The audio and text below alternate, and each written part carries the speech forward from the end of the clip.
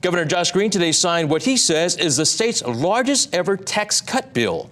Our Kristen Concilio explains what this means for working families. Hawaii's going from one of the highest tax states in the country to one of the lowest. That's the take-home message from Governor Josh Green. This will provide historic breaks for individuals that are working. Starting in January, working families will be seeing larger paychecks that will hopefully keep them in the islands. We've seen an exodus of people who are living paycheck to paycheck. We've seen an exodus of those individuals going to the mainland, working families because they just can't afford rent. And we have the highest cost of living in our country.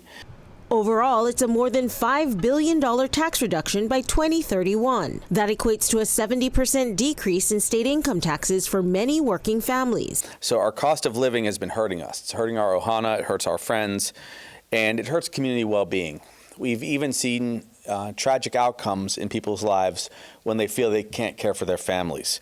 The new law increases the standard deduction and widens tax brackets, meaning everyone will be paying less.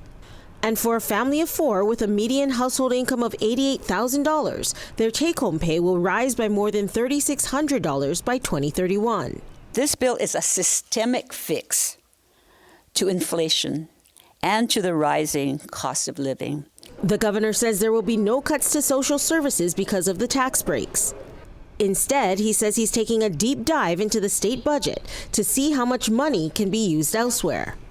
Ideally, we would have done that deep dive before agreeing on the amount of the tax cuts. He's going to do the cuts first and then basically force people to get more serious about their budgeting. Green also signed a bill to eliminate the general excise tax on medical services for low-income, elderly, and military residents.